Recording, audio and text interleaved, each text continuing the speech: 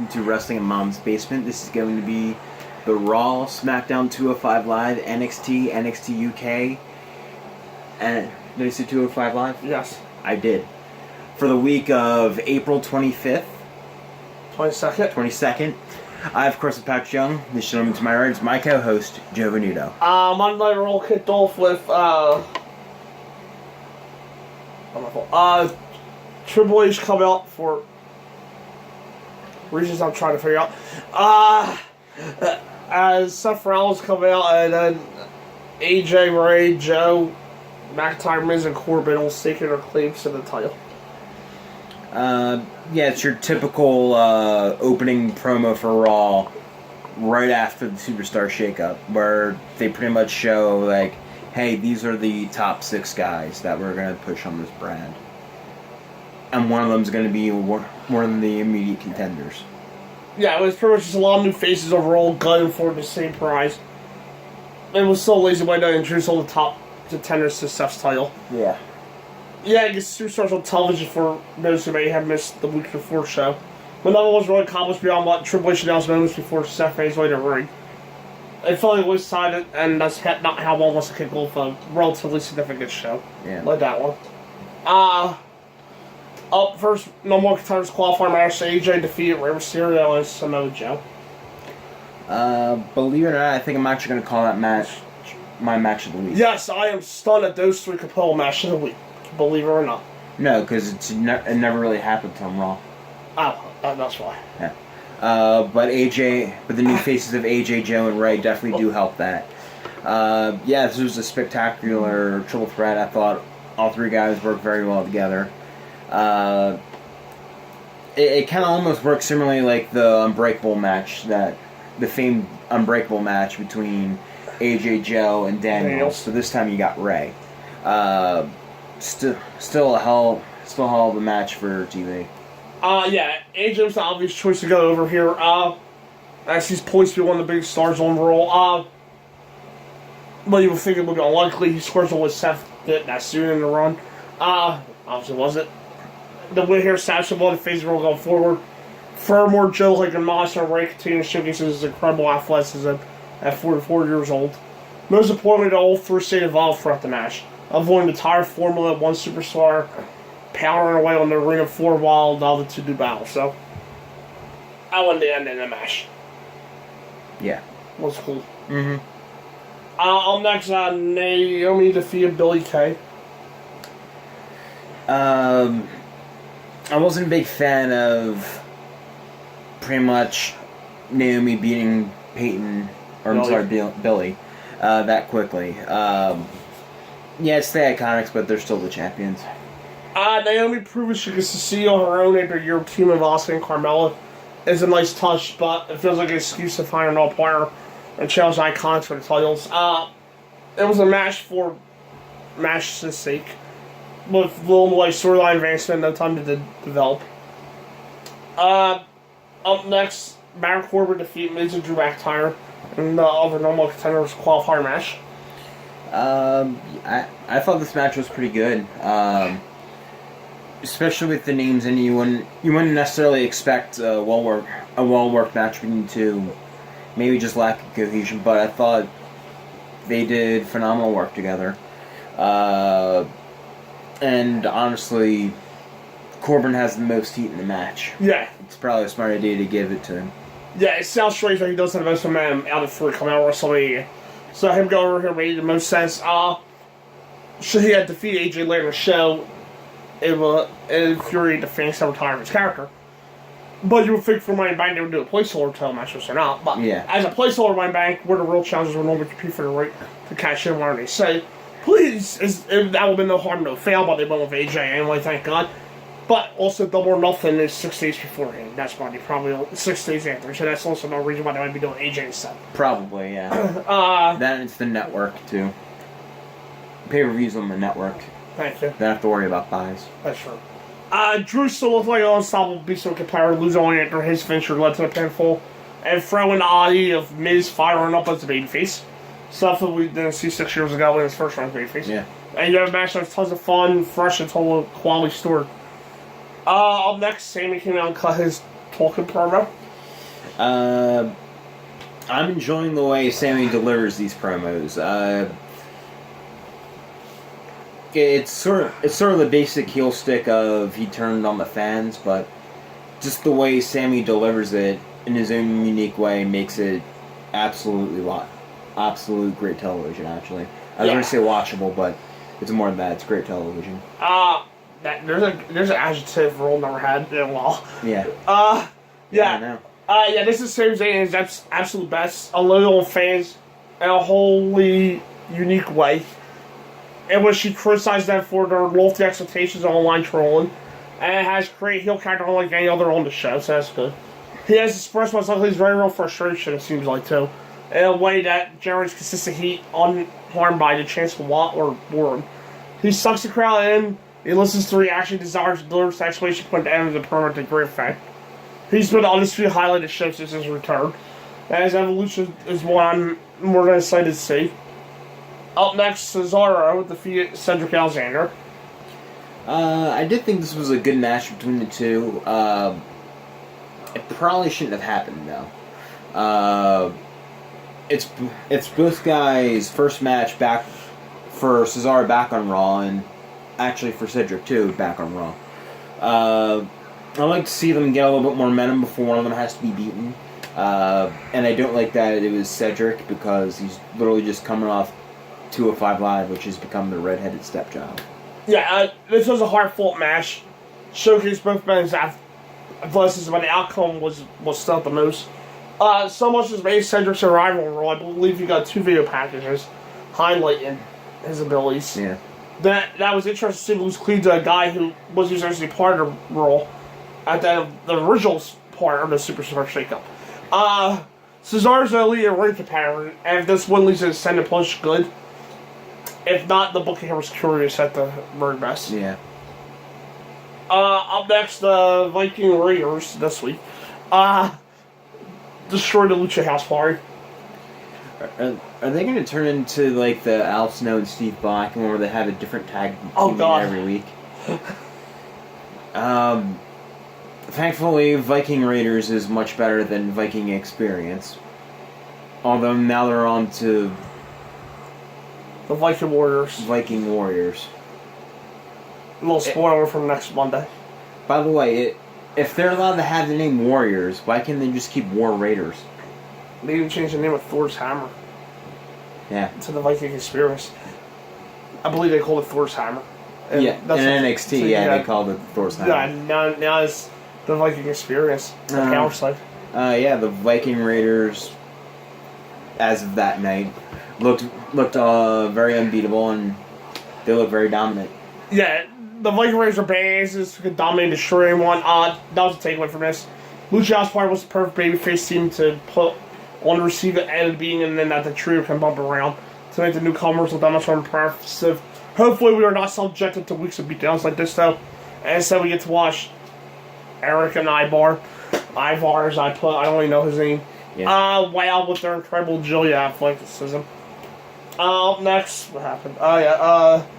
Becky Lynch, Lacey Evans Cup, we prefer the women's division to 1. Becky Lynch and Lacey Evans had a promo. Becky Lynch defeated Alicia Fox, and then Lacey Evans attacked Becky Lynch.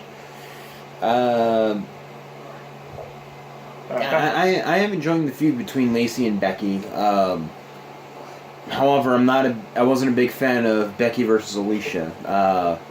Not sure where that came from or why you would put Alicia in an 8-minute match. Ever. But hey, Becky got the tap-out win. I'm not sure why Alicia got the offense, but I guess with the new era of Raw, they're just trying to see what they have, so fine, I guess.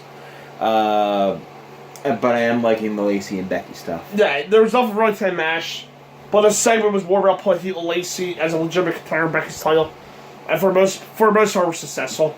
Getting over Lacey's woman's right is a smart move on the part of the booking team. It is a real finisher that can be hit from out of nowhere and credibility to Lace.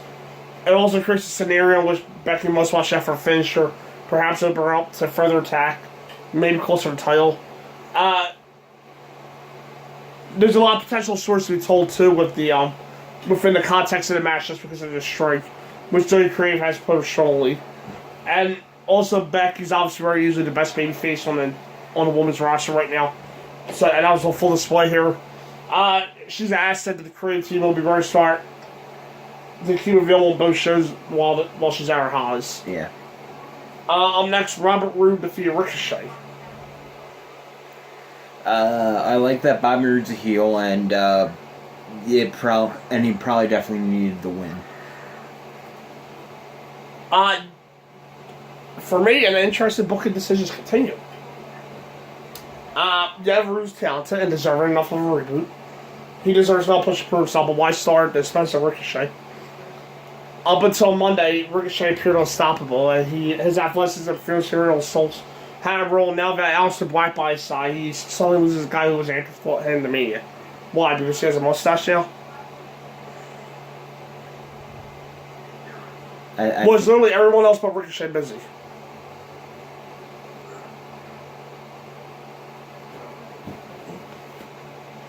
I think Bobby Roode just needed the win. Was literally everyone else but Ricochet busy? Yeah, apparently. No Way Jose, EC3. I hate playing his name in there. They were all busy. Okay, No Way and Jose. A win over No Way Jose would mean as much as Ricochet. No. Bobby Roode is a singles competitor on Raw. But you got Heat Bobby. Was literally nothing. But you got Heat back up first by Sorry Mel Small. On SmackDown, he was basically nothing, too. Yeah, so technically you can start him out as nothing.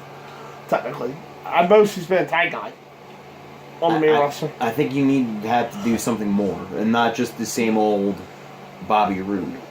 But why Ricochet? You gave him Robert, and you give him a mustache. And know it, he beats Ricochet now. Yeah, but why Ricochet? It's all in the mustache. Yeah, but why Ricochet? Why did Ricochet lose just like that? So Ricochet can't get his popularity back? Well, I'm not saying lost all his popularity. That's being dramatic now, Pat. It was only 1 week. Okay, whatever he lost, he can't get back? No. Yeah, he can. No, he can't. Well, if this push goes nowhere, then that's on you. Why is it on me? Because we'll be back here in a few weeks talking about how I was right. Up next. Hasn't Ricochet actually lost already? No, not by 10. He's never lost by 10. Him or else are never lost by 10. Count out, yes. Okay, well, why not start the heel turn of Bobby Roode hot with... Well, I don't know who Bobby Roode is. Him beating Ricochet, or Robert Roode with beating Ricochet. Because Ricochet's trying to be sacrificed. To put stock in somebody that you don't know if you have stock in, if you're not fully invested into. They're trying stuff. Well, They're trying to push new people. Well, they could which is what we've been calling for 10 years. Yeah, well, Ricochet's do too. It's the same... Well, it's the same... They know there's excitement behind Ricochet. They know there's fan support behind Ricochet. Why not try to get Bobby Roode extra heat by having him beat Ricochet? He was treated like a jobber. He's not treated like a jobber. He was. He lost on a ring pole, and then he got Glorious DDT. Okay, so Bobby Roode technically had to use the ring pole to beat Ricochet. Thank you. He was protected. Moving on. Okay.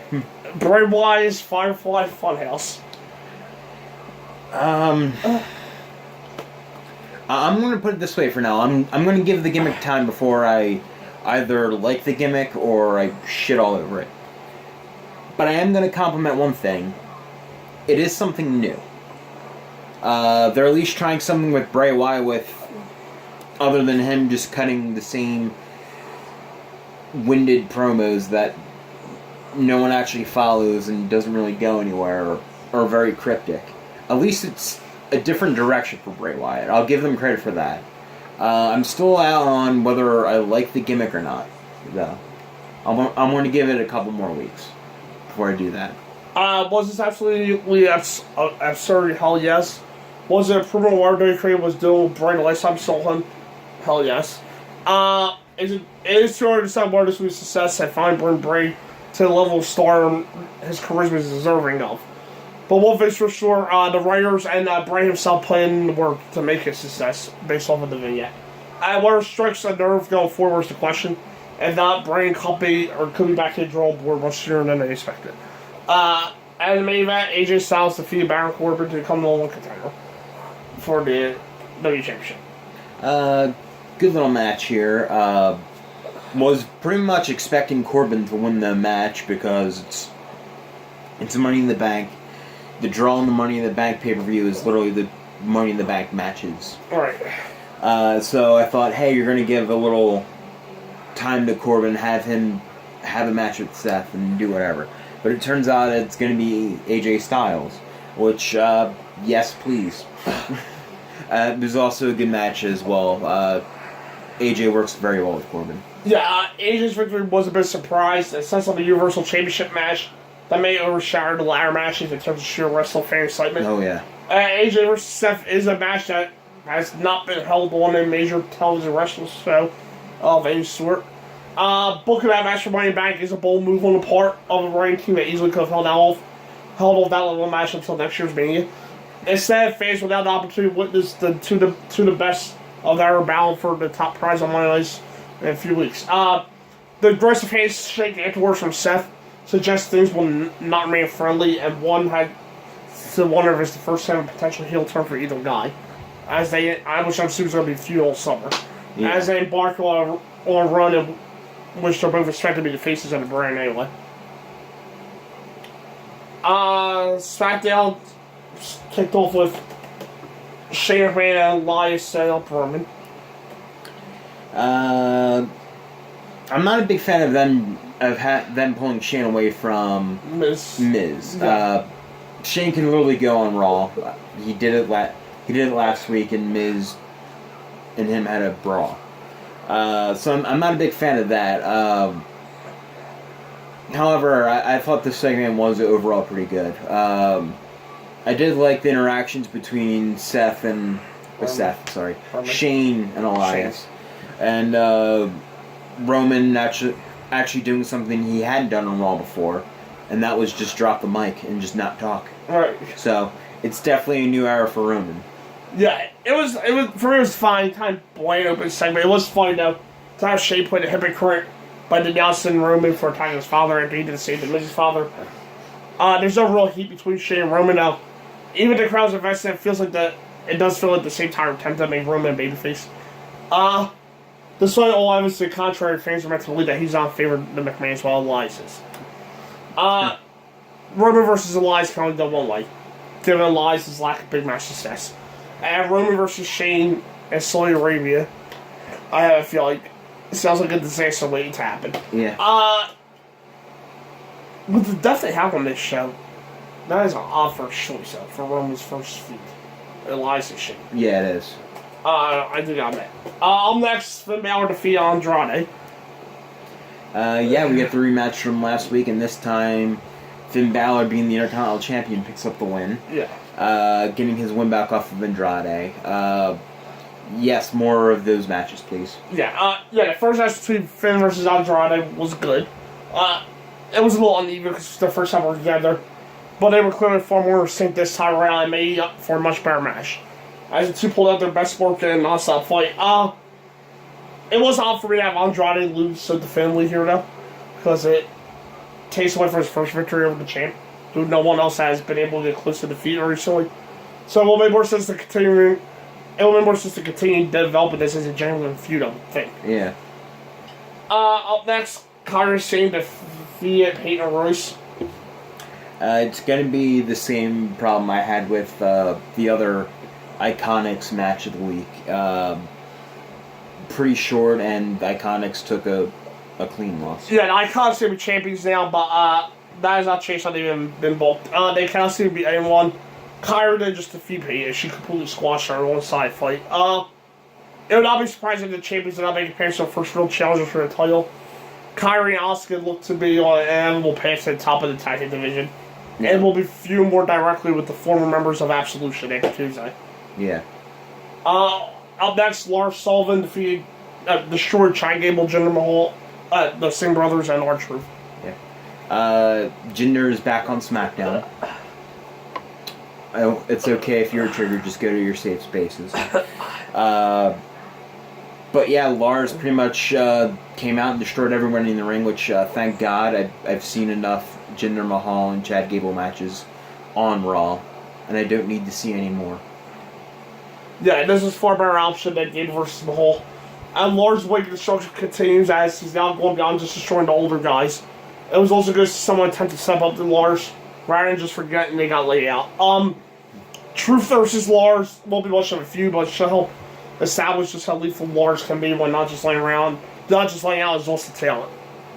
Up next, Charlotte and Becky have face to face with Bayley, and then Charlotte defeat Bayley to become all contenders in the SmackDown Women's title.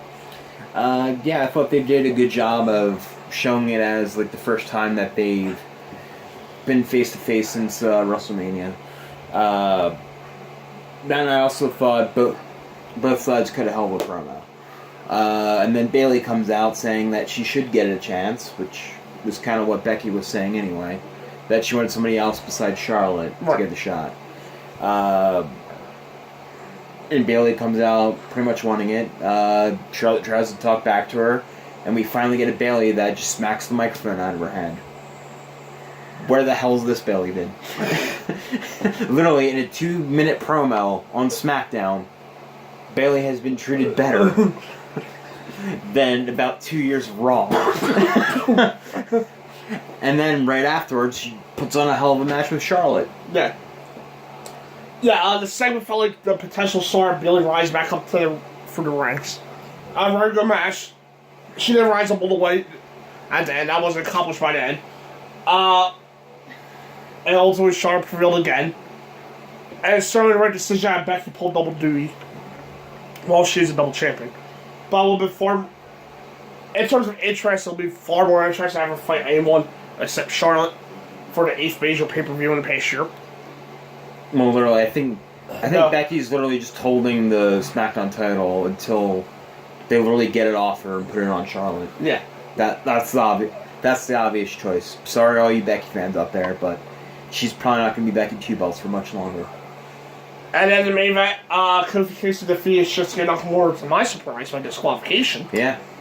And then Kevin Owens turned on the new guy. Yeah, that was a complete surprise that he didn't just beat Nakamura clean. Yeah. Which, hey, maybe they are at least planning on doing something later with him. Yeah. And it was a solid match from the two. But the bigger story is what comes afterwards. KO turned on the new guy. Yes. Apparently some people took that as a huge surprise.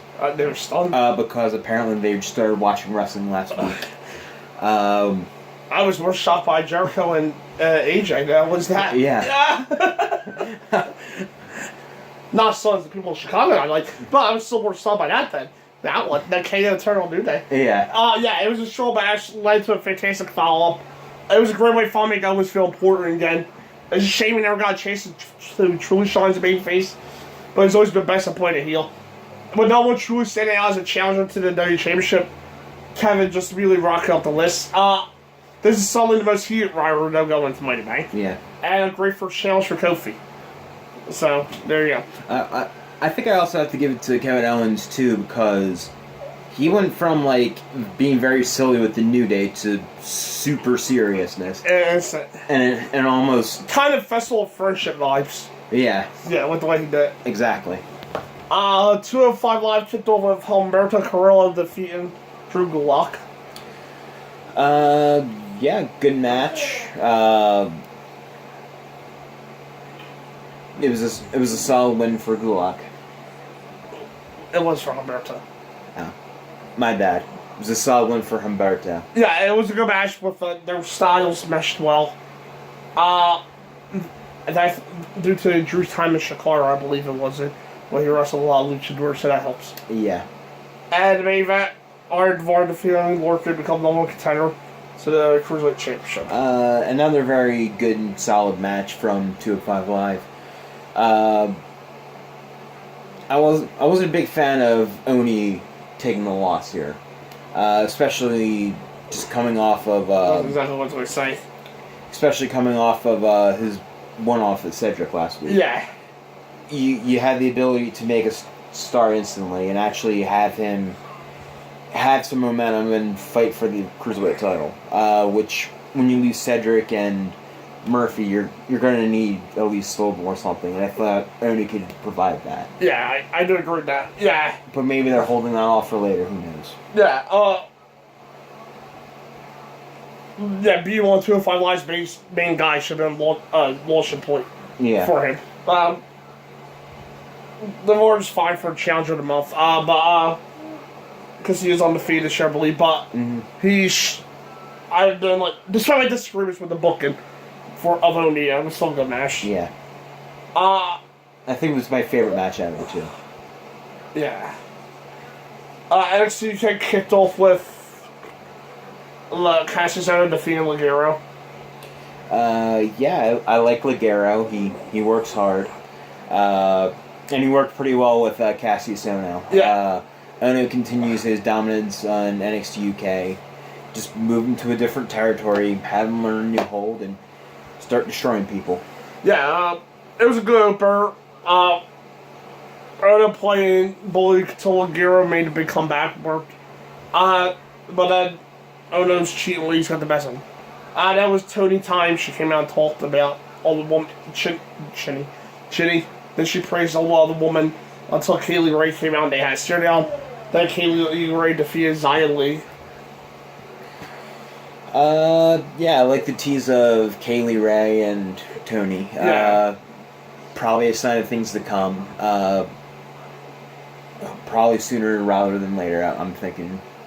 Just because I think they're pretty much past Tony and Rhea. Yeah. So Tony does need a new contender. For the match, I thought Xia and Kaylee did perfectly well together. Completely passable match from Xia and Kaylee Ray is very good. Yeah, it's a solid match. Kay largely dominated, and Xia looked the best I've seen Xia look. Yeah. So. And the main event, Mustache Mountain defeat Flashborg above Sir Mark Andrews. It's kind of weird because I never actually thought of putting those two together against each other. Just because they're two face teams. Pretty much. But yeah, it was a hell of a match. Both teams were very awesome and did a phenomenal job. Yeah, it was very good. Fun. Babyface versus babyface main event, and nice change of pace for a change. Yeah. NXT kicked off with Jackson Riker and Humberto Carrillo going to a double count. At least I think it was double count. I might have been DQ on Jackson. I believe it was double count. Yeah, it was either double count out, no contest, or disqualification. I want to go with double count out because both guys will fight on the outside. Yeah. So. Yeah, I actually like that they were showing that Riker's a little bit more aggressive. Maybe it plays out in a long term, but again, he looked pretty aggressive and vicious, and maybe they could do something with that down the road. Yeah, and then afterwards, Dane Borshon and Lorcan came up for a save. The Forgotten Sons, Blake and Steve, they've been feud with Lorcan and Burst for a little bit. That includes their careers interest now, and one because he's a rising star on 205 Live. Yeah. Technically, has no reason to be involved in the program. But this sets up a 6-man tag team match at some point in the near future. I think it sets up sort of an alliance, a temporary alliance between Oni and Humberto. But with Oni on NXT. But with Oni and Humberto is selling elsewhere, it appears that the victor of that said bout will be obvious, especially considering it looks like the Forgotten Sons are figuring out to be a major part of NXT's future. Yeah. Right now. Up next, Casey LeRae and Casey Canzero defeat Leah and Vanessa Bourne.